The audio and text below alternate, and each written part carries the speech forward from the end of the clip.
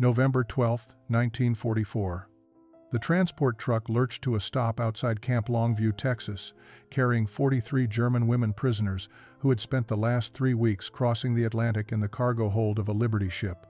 24-year-old Lena Schneider stepped down onto American soil for the first time, her gray auxiliary uniform hanging loose on a frame that had lost 15 pounds since her capture in France 2 months earlier. The journey had been sustained on watery soup, stale bread, and the gnawing certainty that worse awaited them in the land of their enemies. The Texas sun beat down with an intensity that reminded Lena of nothing in her native Munich.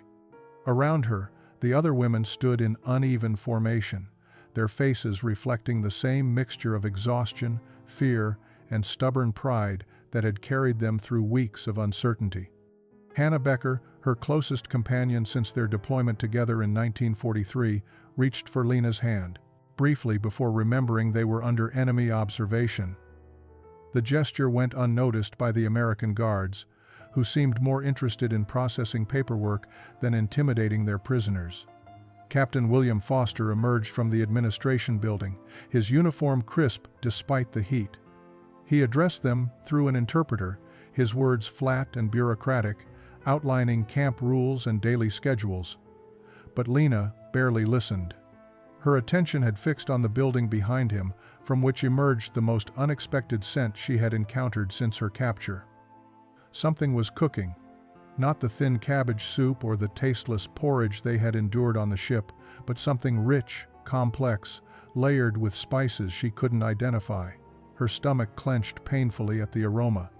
Beside her, 19-year-old Sonia Werner swayed slightly, weakened by the journey and the heat. Ingrid Mueller, the oldest among them at 31 and a former nurse, steadied the girl with a firm grip. They had all learned to support each other during the crossing, when illness and despair had threatened to break their collective spirit. Now, standing in this strange Texas landscape with its flat horizons and impossible heat, that unity remained their only certainty. Lieutenant Emma Russell, one of the few female American officers they had encountered, approached with what appeared to be genuine concern. She spoke in careful, slow English that none of them fully understood, but her gestures toward the barracks were clear enough. They would be housed, given water, allowed to rest. It was more consideration than Lena had expected from the enemy, more humanity than she had been promised by the propaganda that had filled her years of service to the Reich. As they filed toward their assigned quarters, that cooking smell grew stronger, more insistent. Lena's mouth watered involuntarily, her body betraying the discipline she had maintained throughout her captivity. Whatever awaited them in this Texas camp, it had already challenged her first assumption about American cruelty. The enemy, it seemed, believed in feeding their prisoners. The question that haunted her as she entered the barracks was simple and terrifying. Why? The barracks were sparse but clean, a stark contrast to the cramped quarters aboard the transport ship. 43 women divided themselves among metal frame beds with thin mattresses that felt like luxury after weeks of sleeping on hard bunks in the cargo hold. Lena claimed a bed near the window, where she could see the camp's perimeter fence and the vast Texas landscape beyond. Hannah took the bed beside her, and together they sat in exhausted silence, too drained for conversation but too anxious for sleep. The afternoon heat pressed down on the building despite the open windows. Some of the younger women had already collapsed onto their beds, fully clothed, surrendering to exhaustion. But Ingrid Mueller moved among them with practiced efficiency, checking for signs of dehydration or illness, her nursing instincts overriding her own fatigue. She paused at Sonia's bed, placing a hand on the girl's forehead, then nodded with satisfaction. No fever, just exhaustion and hunger. At precisely 5 o'clock in the evening, a bell rang across the compound. The sound jolted Lena from the half-sleep she had fallen into, her military training bringing her immediately alert. Around her, the other women stirred, uncertain what this summons meant. Through the window, Lena could see American soldiers gathering near a large building she assumed was the mess hall. Her stomach twisted with anxiety and that treacherous hunger that refused to be disciplined away. Lieutenant Russell appeared at their barracks door, accompanied by a young guard who couldn't have been older than 20. Corporal Daniel Wright. His name tag read, and his face held none of the hardness Lena had been taught to expect from American soldiers. The lieutenant spoke in English, her tone matter of fact, while the young corporal attempted a clumsy translation in broken German that brought unintended humor to the moment. "Essen," he said, gesturing toward the mess hall. "Food. You come now." The women exchanged glances, uncertainty rippling through their ranks. Was this the first meal in captivity, the beginning of the deprivation they had been warned about?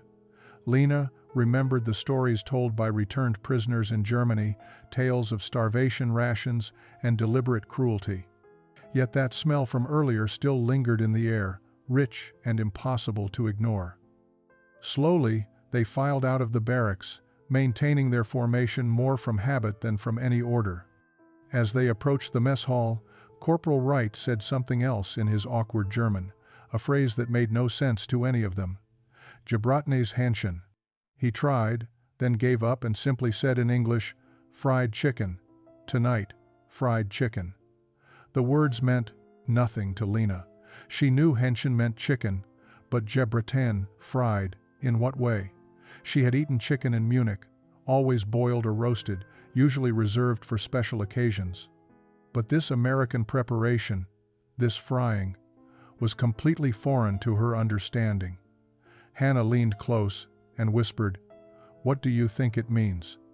Lena could only shake her head. Whatever awaited them inside that building, it bore no resemblance to anything in their experience. The propaganda had prepared them for cruelty, for deprivation, for the harshness of enemy captivity. It had not prepared them for the possibility of being fed something called fried chicken, or for the way that simple announcement could shake the foundation of everything they thought they knew about their captors. The mess hall doors swung open, releasing a wave of heat and aroma that stopped Lena in her tracks. The other women crowded behind her, their formation dissolving as they caught their first glimpse of what awaited them inside. Long tables stretched across the room, and at each place setting sat a metal tray unlike anything Lena had seen in military service. On every tray rested 3 pieces of golden brown chicken, glistening with something that caught the overhead lights. Beside the chicken sat portions of mashed potatoes, green beans, and a small roll with butter. Lena's hands trembled as she stood frozen in the doorway. This couldn't be real. This had to be some kind of test, a psychological trick designed to break them down before revealing the true deprivation of captivity. Behind the serving counter stood a tall black man in an army uniform, his chef's apron spotless white against his dark skin. Sergeant Roland Jackson watched the German women's reactions with an expression that held neither hostility nor pity, just quiet observation. He had served these portions himself, she realized, had prepared this food with his own hands. Lieutenant Russell gestured for them to take their seats, her voice gentle but firm. The women moved like sleepwalkers, each finding a place at the tables, their eyes never leaving the trays before them. Lena sat slowly, Hannah sliding into the seat beside her. Across the table, young Sonia Werner stared at her portion with wide eyes that threatened tears. Ingrid Müller, seated at the end of the table, maintained her composure, but Lena could see the older woman's throat working as she swallowed hard. No one moved to eat. 43 women sat in absolute silence, confronting food that contradicted every expectation they had carried into this camp.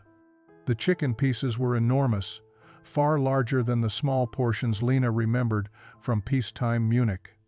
The skin had been cooked to a deep amber color, and up close, she could see the texture was different from any chicken preparation she knew. It looked crispy, almost crackling, and the smell that rose from it made her mouth water so intensely she had to press her lips together. Captain Foster stood at the front of the hall and spoke briefly.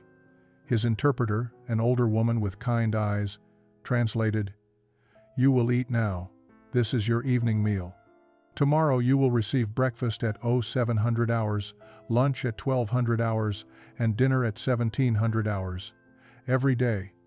This is not a special occasion. This is standard." The words hung in the air, incomprehensible in their implications. Standard. Every day. Portions like this, every single day. Lena looked down at her tray, then at the fork in her hand. Her training, her pride, her entire understanding of her situation warred with the simple animal need to eat. Beside her, Hannah whispered in German, "Is this real?" Before Lena could answer, Ingrid Muller picked up her fork with deliberate dignity. "We eat," she said quietly in German, her voice carrying to the nearby tables. "We maintain our strength. We do not show weakness before the enemy." But when Ingrid cut into her first piece of chicken, when the fork pierced the crispy skin and revealed the white meat inside, her mask of composure cracked. Steam rose from the meat, carrying with it a scent of spices Lena couldn't name, pepper and paprika, and something else, something southern and distinctly American. Ingrid brought the fork to her mouth, chewed slowly, and her eyes closed. In that moment, Lena saw something she had never witnessed in the older woman's face during all their months of service and capture: surrender to something beyond duty or discipline. Lena watched Ingrid's expression transform and felt her own resolve crumbling. Around the mess hall, other women had begun to eat, their movements tentative at first, then increasingly urgent as hunger overrode caution. Hannah picked up her fork with shaking hands, cut a small piece from the chicken breast on her tray, and brought it to her lips. The moment she began to chew, her eyes widened in something close to shock. She turned to Lena, unable to speak, unable to process what she was experiencing. Lena could wait no longer. She cut into the chicken leg on her tray, feeling the crispy skin crack under her knife, hearing the sound it made, seeing the juice that ran from the tender meat inside. She lifted the fork to her mouth and bit down. The first sensation was the crunch of the seasoned coating, salty and perfectly spiced with a complexity she had never encountered in any chicken dish from home. Then came the meat itself, hot and incredibly moist, flavored all the way through with something that tasted like butter and herbs and the smoke of the cooking process. For several seconds, Lena forgot where she was.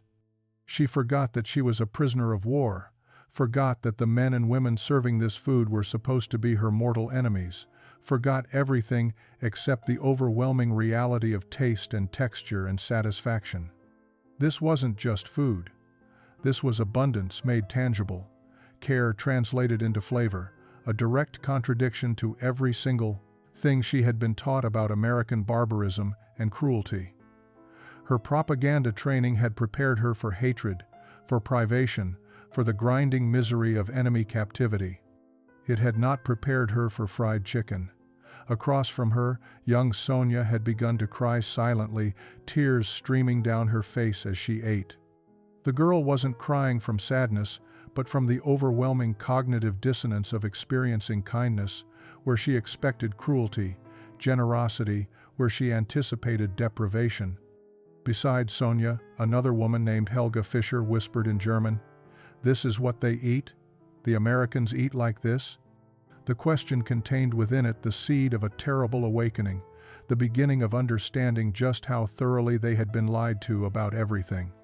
Lena forced herself to slow down, to eat with some measure of dignity rather than the ravenous desperation she felt. But with each bite, something fundamental was shifting in her understanding of reality. She had served the Reich, believing she was protecting civilization from American decadence and cruelty. She had accepted hardship and sacrifice as necessary for a righteous cause. But what did it mean that the enemy fed their prisoners like this? What did it say about her own country that she had never eaten this well, even before the war, even in peacetime Munich, where her family had been considered comfortable, middle class? Sergeant Jackson moved from behind the serving counter, walking slowly through the mess hall, observing the German women's reactions. When he passed Lena's table, he paused, and she looked up to meet his eyes. He was the first black man she had ever seen in person. The propaganda had taught her that such men were inferior, dangerous, barely human. But looking at him now, seeing the quiet competence in his bearing, the skill evident in the meal he had prepared, she felt the propaganda cracking like the crispy skin on the chicken she had just eaten. He said something in English. She didn't understand, but his tone was neither mocking nor cruel. It sounded almost like concern, like a chef checking on whether his guests were satisfied with their meal.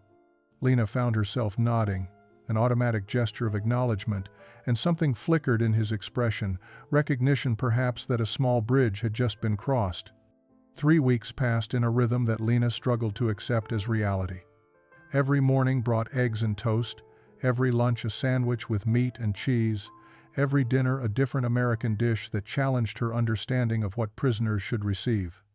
But it was the fried chicken, served every Wednesday evening, that haunted her thoughts and slowly dismantled the worldview she had carried into captivity. On the 4th Wednesday, Lena made a decision that surprised even herself. After breakfast, she approached Lieutenant Russell with a request she had practiced in her limited English. "I work kitchen. Bit. Please. I help cooking." The lieutenant studied her for a long moment, perhaps searching for ulterior motives, then nodded slowly. By afternoon, Lena found herself standing in the camp kitchen wearing an apron, facing Sergeant Roland Jackson. He regarded her with the same quiet observation she had noticed that first night. Then he gestured to the large metal bowls on the counter, to the raw chicken pieces waiting to be prepared, to the containers of flour and spices that held the secret to Wednesday's transformation. He spoke in English, slow and clear, demonstrating each step while Lena watched with an attention she had never brought to her auxiliary corps training. First came the buttermilk soak, the chicken pieces submerged in liquid she had never seen used this way. Jackson explained something about tenderness, about flavor, his hands moving with practiced efficiency.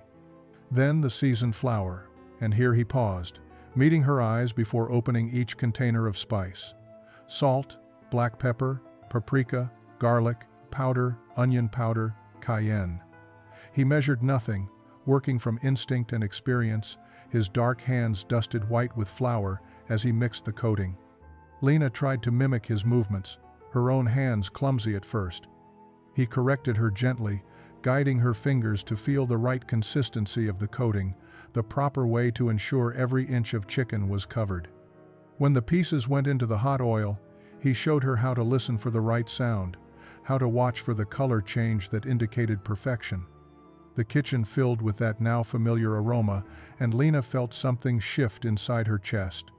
This man, whom her propaganda training had taught her to despise, was teaching her his craft with patience and respect.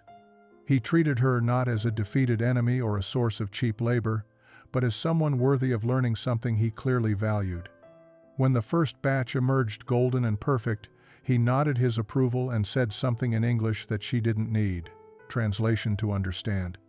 She had done well. As they worked side by side through the afternoon, preparing enough chicken for the entire camp, Lena found herself thinking about her mother's kitchen in Munich. She thought about the simple boiled chicken they ate on special occasions, the way her mother had apologized for not having butter or proper seasoning even before the war's privations began. She thought about abundance and scarcity, about who defined civilization and who decided which lives deserved dignity. By evening, when the German women filed into the mess hall, Lena stood behind the serving counter beside Sergeant Jackson, serving the meal she had helped create. Wednesday dinners evolved into something beyond simple meals. By December, the mess hall had transformed from a place of silent, wary eating into something that resembled community. Lena continued her kitchen work, and other German women gradually joined in various capacities, peeling potatoes, washing dishes, setting tables. The barrier between prisoner and captor blurred in ways that would have been unthinkable in the early weeks of captivity. Corporal Daniel Wright had begun sitting with some of the German women during meals, his phrasebook of German always in hand. His attempts at conversation were clumsy but sincere, and the women responded with their own broken English. On one Wednesday evening, he showed them a photograph of his family's farm in Iowa, pointing to his mother standing beside a chicken coop. "My mama makes fried chicken too," he said slowly. "Different from Sergeant Jackson's. She uses lard, not oil." Hannah, whose English had improved rapidly, translated for the others. Then, haltingly, she shared her own memory. My grandmother, she make Brötchen, is roasted, not fried, only for Christmas or birthday. The admission opened a floodgate. Suddenly the table was filled with women sharing memories of meals from before the war, from peacetime childhoods that now seemed impossibly distant. Sonia spoke of her mother's potato dumplings. Ingrid described the fish her father caught in the Elbe River. Sergeant Jackson, overhearing these conversations from the kitchen, emerged with a plate of leftover chicken and sat down at their table. The German women tensed momentarily, old reflexes surfacing, but he simply smiled and began to talk. Lieutenant Russell translated, her voice soft as she conveyed his words. He spoke about Louisiana, about his grandmother who had perfected this recipe during slavery, passing it down through generations as a form of resistance and dignity.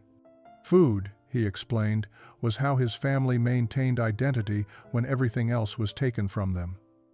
Lena listened, understanding perhaps half the English words but grasping all of the meaning. Here was a man whose people had suffered in ways her propaganda training had never acknowledged, whose family had endured oppression her education had never mentioned, yet he had welcomed her into his kitchen, shared his grandmother's legacy, treated her with a respect she was beginning to realize she had never truly earned. Private David Kim joined them, bringing his own story of his parents' immigration from Korea, of learning to love fried chicken as a way of becoming American while maintaining their own food traditions at home. The table became a circle of stories, each person offering small pieces of themselves, building bridges with words and shared meals. Captain Foster observed from across the hall, making notes in his daily report. He would write that evening about the unexpected success of food and rehabilitation, about how fried chicken had accomplished what lectures and propaganda films never could. He would recommend similar approaches in other camps. But sitting at that table, the people involved understood something simpler and more profound. They were learning that the enemy had mothers who cooked, grandmothers who passed down recipes, families who gathered around tables and shared stories. They were learning, bite by bite, that the enemy was human. January 1945 brought the first letters from Germany. The Red Cross had finally established reliable mail routes, and 43 women gathered in the barracks as Lieutenant Russell distributed thin envelopes bearing stamps from their defeated homeland. Lena's hands shook as she recognized her mother's handwriting, the first communication she had received in 4 months. Around her, women tore open envelopes with desperate eagerness, hungry for news, for connection, for confirmation that someone they loved still existed. Lena read her mother's letter 3 times before the words truly penetrated her understanding. Her family was alive but starving. Her younger sister had lost 30 pounds. Her father had traded his watch for a loaf of bread. They were eating turnips and potato peels, standing in lines for hours for rations that barely sustained life. Her mother's handwriting grew shaky toward the end. "We are so proud you served the fatherland. We pray you will come home soon. We need you." Across the barracks, the sounds of weeping mixed with occasional exclamations of relief. Some women had received good news, confirmation that family members had survived. But most letters told the same story as Lena's, tales of privation and suffering that made the comfortable beds and regular meals of Camp Longview feel like obscene luxuries. Hannah sat on her bed, staring at her letter without speaking. When Lena asked, she simply shook her head, unable to voice whatever devastating news the paper contained. That evening, the Wednesday fried chicken dinner felt different. Lena stood in the kitchen beside Sergeant Jackson, preparing the meal as she had done for weeks now, but the familiar motions brought no comfort. She thought about her sister's hollow cheeks, about her father trading his father's watch for bread, about her mother's shaking hands forming those words. She looked down at the abundance before her, at the chicken pieces waiting to be transformed into golden perfection, at the containers of spices and flour and buttermilk, and felt a crushing weight of guilt settle over her shoulders. When the women filed into the mess hall, the usual conversation was absent. They ate mechanically, tasting nothing, their thoughts thousands of miles away in a Germany that was collapsing, while they sat in enemy captivity, eating better than they ever had in peacetime. Young Sonia pushed her tray away after 2 bites, tears streaming down her face. "My brother is dead," she whispered in German. "Killed in January. They buried him in a mass grave." There was no funeral. Ingrid reached across the table to grip the girl's hand, but even the older woman's composure had cracked. Her letter had brought news that Hamburg lay in ruins, that the hospital where she trained had been destroyed in firebombing, that her entire neighborhood was simply gone, erased from existence. The women who had been laughing and sharing stories just days earlier now sat in silence, confronting an impossible question. How could they justify their comfort while their families suffered? How could they eat this generous food while people they loved were starving? Lena caught Sergeant Jackson watching from the kitchen, his expression understanding something she couldn't articulate. He had seen this transformation before, she realized. He knew what news from home could do. May 8, 1945, Victory in Europe Day. The war was over, and Camp Longview filled with celebrations that the German women watched from behind their barracks windows. American soldiers cheered, music played from radios, and the future suddenly became immediate and unavoidable. Within days, Captain Foster received orders from Washington regarding repatriation procedures. The 43 German women would be returned to their homeland within 6 weeks. The announcement should have brought relief, even joy. Instead, it brought paralyzing uncertainty. Lena sat on her bed that evening, her mother's letters spread before her, 5 months of correspondence documenting a Germany that bore no resemblance to the country she had left. The latest letter described her family living in a single room of their bombed house, sharing space with 2 other displaced families. Food remained scarce. Work was impossible to find. Her mother's tone had shifted from desperate to simply exhausted. Hannah lay on the next bed, staring at the ceiling. "What are we going home to?" she asked quietly in German. It was the question they had all been avoiding, the thought that kept them awake despite their comfortable mattresses and full stomachs. Across the barracks, similar conversations unfolded in hushed tones. Ingrid spoke with 3 other women about Hamburg's destruction. Sonia, who had lost her brother and learned her father was missing, wondered aloud if anyone remained to welcome her return. That Wednesday, the kitchen felt different. Lena prepared the fried chicken with Sergeant Jackson in what had become their comfortable routine, but every motion carried the weight of impermanence. In 6 weeks, she would never make this recipe again. She would return to a Germany where chicken of any kind was a fantasy, where the spices and abundance she had learned to work with simply didn't exist. She would return to starvation, to ruins, to a country that would view her captivity as failure and shame. Sergeant Jackson seemed to sense her turmoil. As they worked, he spoke slowly in English, knowing she understood more now after months of kitchen conversations. "My grandmother," he said, "she always told me that food is dignity. When they took everything else from our people, we kept our recipes, our ways of preparing meals. That was resistance. That was survival." He paused, coating another chicken piece with careful precision. "You learned this now. Nobody can take that from you." But Lena wasn't sure that was true. What good was knowing how to make fried chicken in a country with no chickens, no oil, no spices, no hope? She had found something in this camp beyond cooking skills. She had found respect, purposeful work, the possibility of redemption through learning and contribution. She had discovered that the enemy possessed a humanity her propaganda training had denied, and in that discovery, she had lost the certainty of who she was and where she belonged. That evening, as the women gathered for what might be one of their last Wednesday dinners together, Lena looked around the mess hall and realized something terrifying. This place, this enemy prison camp in Texas, felt more like home than the idea of returning to Munich. The chicken on her tray represented everything she would lose. June 15, 1945. Captain Foster called a mandatory assembly for all German prisoners to finalize repatriation procedures. The 43 women, gathered in the mess hall, dressed in the clean civilian clothes the Red Cross had provided to replace their worn auxiliary uniforms. Transport would depart in 1 week. They would travel by train to New York, then by ship to Bremen, then into whatever remained of Germany. The captain spoke with bureaucratic efficiency, outlining schedules and procedures, treating their departure as an administrative necessity rather than a human crossroads. Lena sat beside Hannah, her hands gripping the edge of the wooden bench. Around her, some women nodded with resignation, accepting the inevitable. Others stared straight ahead with expressions of barely contained dread. When Captain Foster finished his announcement and asked if there were questions, silence filled the hall. No one moved, no one spoke. The moment stretched into uncomfortable stillness. Then Lena stood up. She hadn't planned to.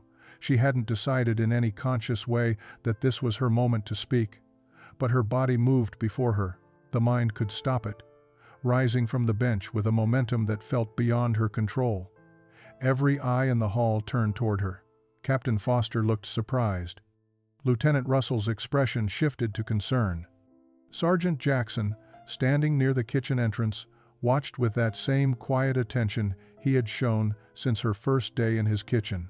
"Captain Foster," Lena said in careful English, each word precisely formed from months of practice. "May I speak for some of us?" Her voice wavered but held. The captain hesitated, then nodded slowly. Lena felt Hannah's hand briefly touch her arm in support before she continued. "We have been talking, some of us. Many of us." She paused, searching for words that could convey the impossible thing she was about to request. "We do not wish to return to Germany. Not now. Maybe not ever." The statement landed like a physical blow. Captain Foster's expression transformed from bureaucratic efficiency to complete confusion. Lieutenant Russell stood up from her seat, her mouth opening but no words emerging. Even the American soldiers lining the walls exchanged startled glances. Prisoners of war didn't refuse repatriation. That wasn't how this worked. That wasn't how any of this was supposed to work. Hannah stood beside Lena, her movement decisive. Then Ingrid rose from her seat at the back of the hall, her nurse's composure masking whatever turmoil she felt inside. Sonia stood, tears already streaming down her young face. One by one, 17 women rose from their seats, creating a silent visual testimony to the impossible choice they were making.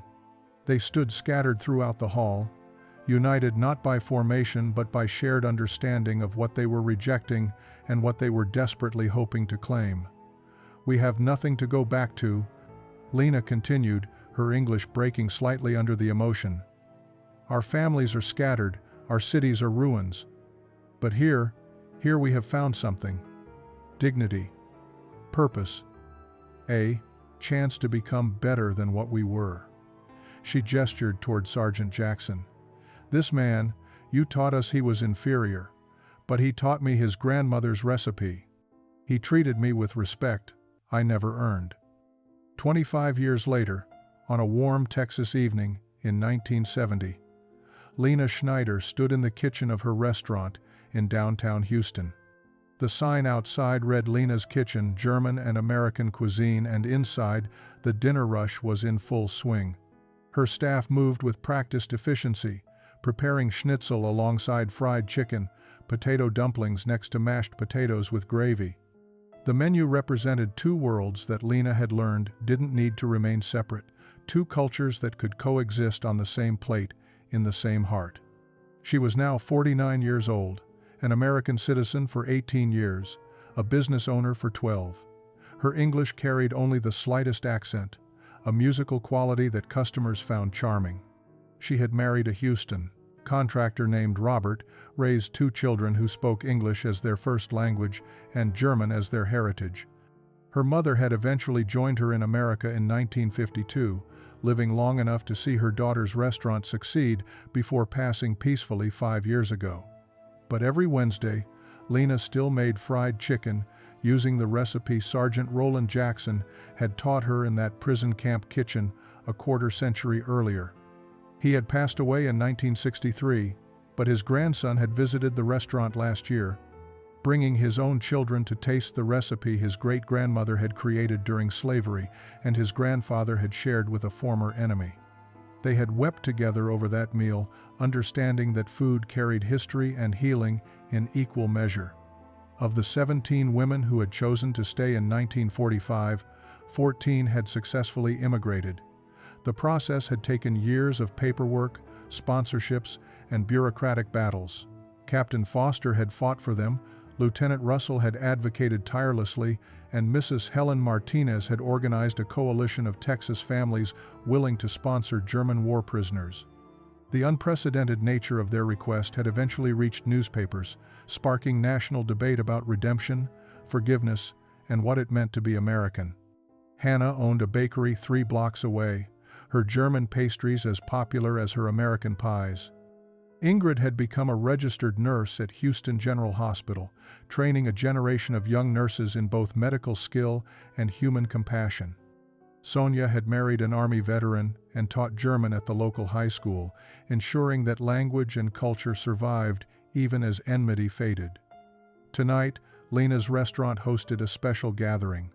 Former prisoners and former guards, now simply friends, gathered around tables to commemorate the 30th anniversary of Victory in Europe Day. They were older now, grayer, marked by time and life. But when Lena brought out platters of golden fried chicken, the same recipe that had changed everything, the years fell away. She stood before them and raised her glass. "To Sergeant Jackson," she said, her voice carrying through the restaurant, "who taught us that dignity tastes like fried chicken, and that the greatest victory is choosing love over hate." Around the tables in English and German, voices joined together. "To Sergeant Jackson." Outside, Houston's traffic hummed with the sound of a city built by people from everywhere, including former enemies who had learned to break bread together.